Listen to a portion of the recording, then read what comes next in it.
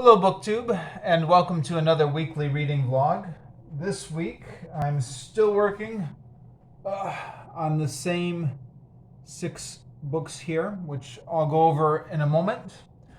In terms of page count, I've got 210 pages this week, which is, in terms of page count, that's actually pretty good for me. I know on BookTube there are people who read several books a week. But for someone like me, 210 pages is all right. That being said, though, in spite of having a comparatively good page count, I have a feeling like I'm in a bit of a reading slump. Obviously, the numbers don't show that, so it's more of, I guess, a psychological thing. But I guess I feel like I'm not enjoying what I'm reading. I'm not getting immersed in what I'm reading. Not so passionate about what I'm reading. Sometimes there are weeks like that, huh?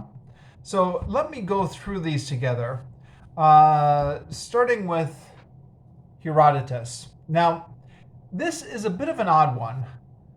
I could have sworn I read a lot more Herodotus this week. I took it to work with me one day, and I have a memory of reading through it when I was waiting for the students to come to class, and thought I actually had made much more progress than I did. And then I was looking at it just now when I was tallying up my page counts right before filming this video, and I only read 2 pages. So it's one of those things. Very early on in the week, I had taken this to work with me. I had somehow got it in my head that I had read much more of it than I actually did, and then I had thought to myself all week, okay, I already made a big dent in Herodotus this week. Read some other books, but it turns out it was only 2 pages. So yeah, those 2 pages are Xerxes is getting ready to invade Greece, and he's got 2 advisors who are giving him different advice. One is listing all the pros of invading Greece. One is actually listing all the cons of invading Greece. As with all the speeches in ancient histories, it's all totally made up. They didn't actually say this. This is just literary license by Herodotus. When I was younger, I read a modern historian who was very critical of this practice, and it put me off of it for years. But I've come around to actually appreciate it, not as history, but as literature. The way that these ancient authors would try to imagine. They would try and put themselves in the heads of these historical figures and give all the justifications that historical figure might have thought at that moment in time. And then they're able to then try and put themselves in the heads of somebody with a completely opposing view and give 2 battling views of it. It's one of the things I actually like about ancient history now. But anyways, just 2 pages of Herodotus. I had mentioned in previous weeks I've been working on the audiobook just because I've been dragging this out for so long that I want to go back and review the earlier chapters. But after getting through book 4 on audiobook, it's the different chapters are referred to as books in Herodotus. I had trouble tracking the following chapters down on YouTube. It was starting to get a little bit.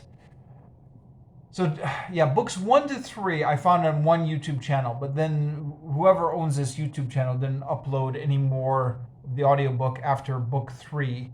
So then I found book 4 on a different YouTube channel, but the recording wasn't great and it seemed to skip some parts. So then I thought, I'll just go back to the original recording on LibriVox. Go to their website. And the LibriVox website is okay, but it's not I find it's not great for saving my spot. So I don't know. I'm gonna have to try and figure something out. But I haven't made any progress on the audiobook with Herodotus this week either. Yeah, what will I do next? Rinkitink and Oz got 72 pages done, and need to actually finish this up sometime tonight or tomorrow to stay on the schedule I've worked out with Dane, which is reviewing these books every 2 weeks on the Monday. How many pages do I have left? I've got a few. Got about 34 pages left, which is these odds books are fairly easy to get through, but at the same time, it's not nothing. I'll have to dedicate some time to that. Yeah, it's been a very interesting book so far. I'm I don't know, like close to 100 pages into it, and they haven't even gotten to Oz. Although it looks like that's what's going to be happening in the next few chapters. Just looking at the chapter headings. So it's a very interesting Oz book, a book in which most of the action state is outside of Oz. But it's different, so it's interesting because it's different. All right, and then The Lord of the Rings. I got 120 pages of this read. Now, finished up book 5. The Lord of the Rings trilogy is divided into 6 books. Started book 6, which is Sam and Frodo in the land of Mordor, and found that rather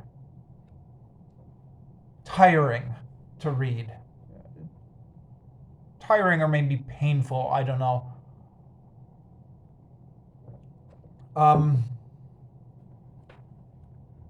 And I was kind of dreading it because the Sam and Frodo on the mountain has always been my least favorite part of the movies, both the animated Rankin Bass movie and the Peter Jackson movie.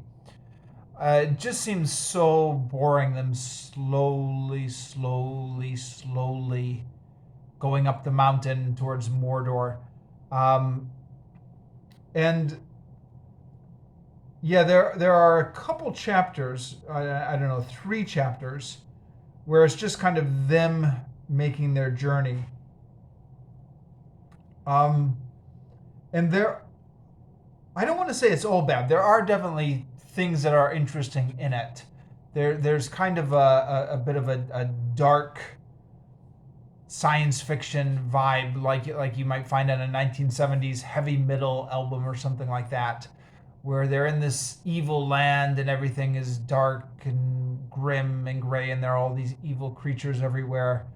But it also felt a little bit stultifying, reading about how gray Mordor was and how heavy the air was and how everything was gray. It just wasn't a very nice place to spend all those pages with. And then, in fact, after they drop the ring in Mordor, in the fires, they wake up in this, what's the name of the land? Ithian, was it, or something like that? And they've got they're in these nice beds in these flower gardens, and there are all these flowers everywhere. And immediately once I got to that part, I felt like a bit of like a mental relief, and it made me think a little bit about how the imagery when you read in a novel affects your mind. You know, because on one hand, like, it's kind of silly. I'm not in Mordor myself. I'm sitting comfortably in a chair, just reading about it. But, you know, when you read about Sam and Frodo being thirsty, or when you read about them breathing in the stuffy air, or when you read about the barren landscape, you do kind of feel like you're there yourself in a way. And then when all of a sudden you're reading about this beautiful land full of flowers, then all of a sudden it feels like your mind is just getting refreshed.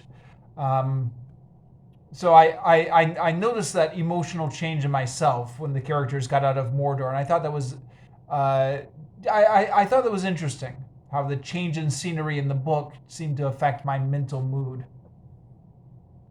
So I am at a part now in the book where all the plot points seem to have been resolved. And I still have half the book to go. Now, actually, I think in terms of story, I only have a bit over 100 pages left. Oh no, less than 100 pages left. And then the appendices, which I'm going to have a go at trying to read. So we'll see how that goes.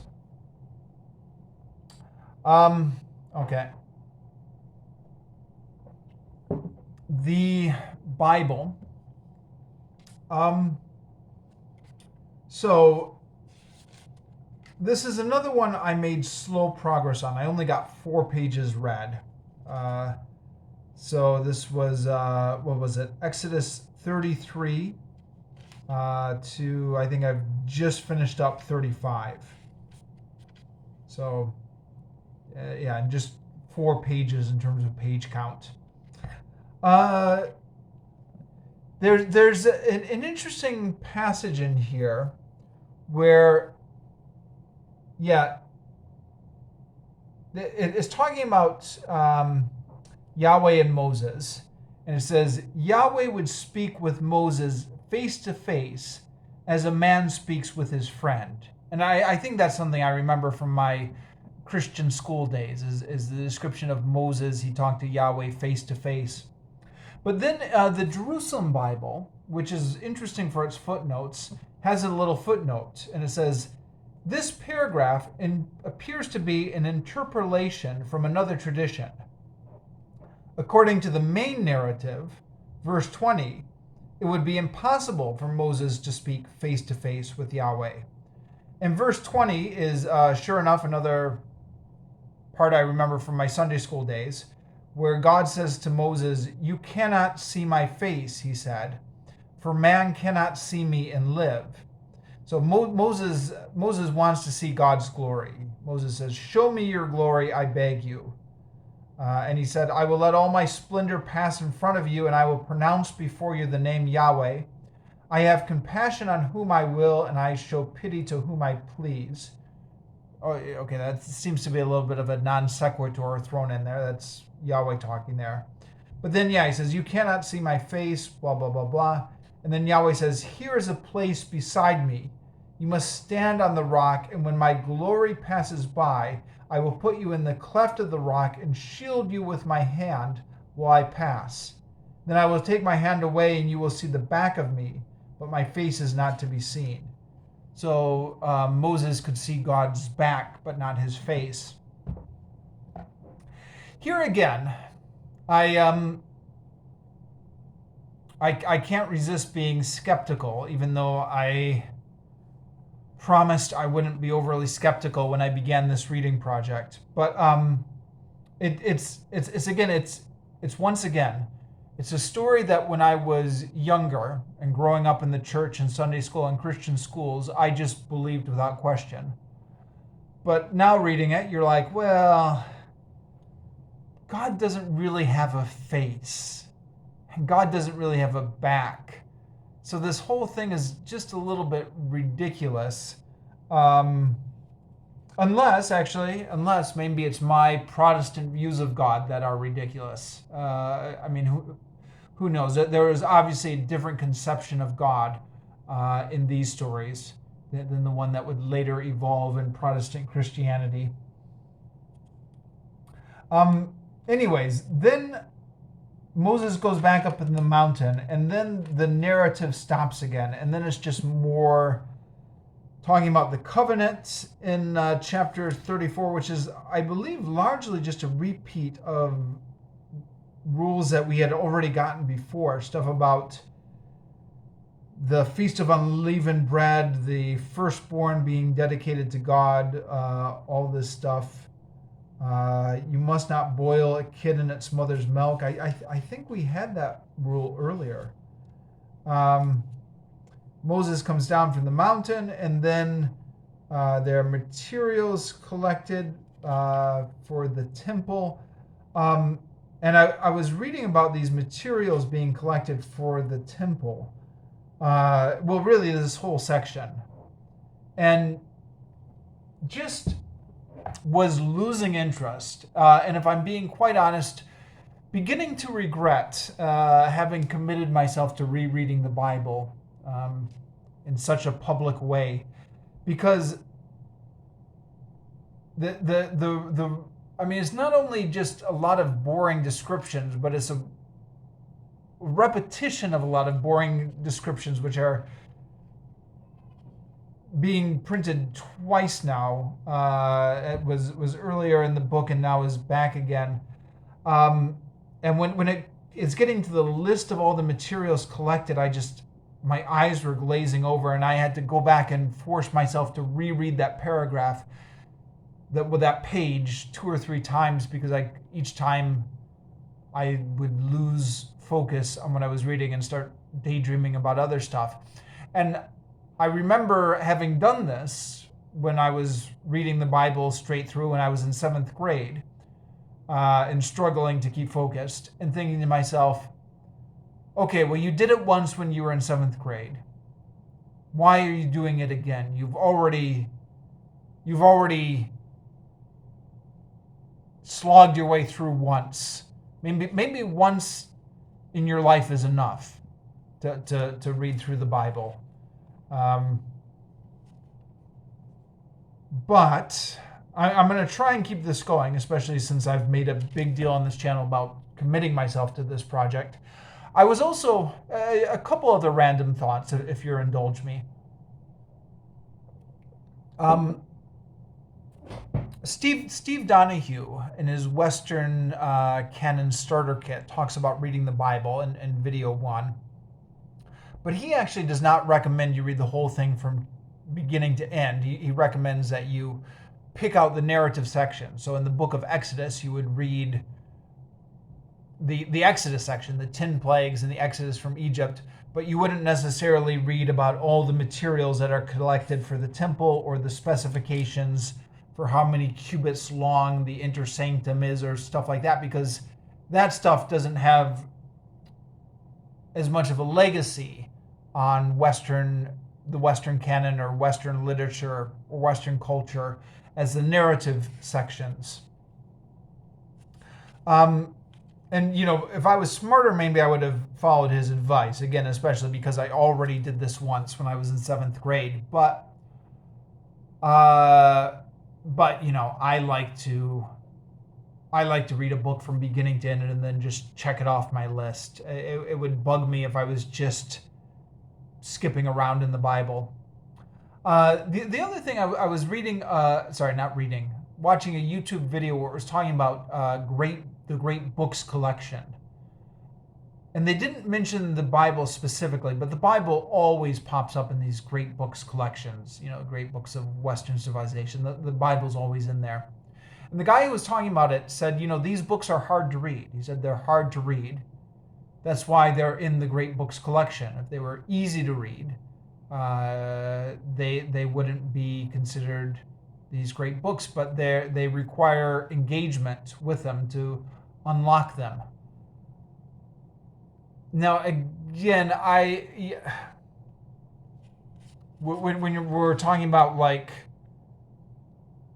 the specifications of how the temple is supposed to be built or how the tabernacle is supposed to be built, I'm not sure that's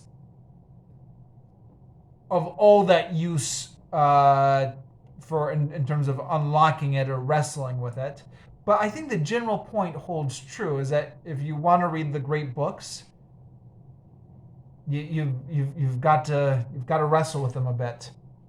Sometimes just wrestling to keep focused in this case. Yeah, somebody actually left a comment on the video I made when I started this project, saying, very similar to what I was just saying. He said, I'm rereading the Bible now, really struggling to keep focused with all the weird stuff and all the repetition. He later clarified he was talking about the book of Ezekiel, but I think it's true of a lot. Okay, the grammar book. Got 12 pages read this week, which is better than I normally do for this book. So finished up the section on articles, and then started chapter 16, reference and possession.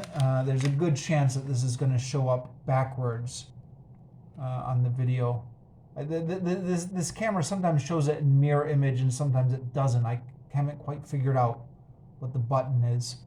But anyways, if you can make this out, it's reference, and then it's divided reference into personal pronouns, demonstrative and comparative, and then has those divided up, and then gives sections further elaborating all of those. So it's interesting. It's interesting to see what the system in play is. Although, if I'm being honest, this is yet another book where I'm losing interest in it. And part of it is probably because I'm dragging this book out way too long.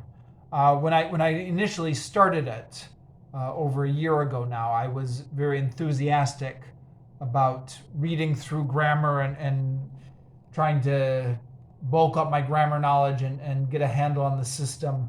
But I've lost my enthusiasm, and let's face it, grammar isn't always inherently interesting. So it does feel like another thing I'm slogging my way through at times. Excuse me. And then last one, the Vietnamese alphabet out of Tieng Viet 123. Still on page 1011, I'm very kind of slowly trying to memorize all the letters, all the sounds, and all the example words, and trying to get my wife's help on this.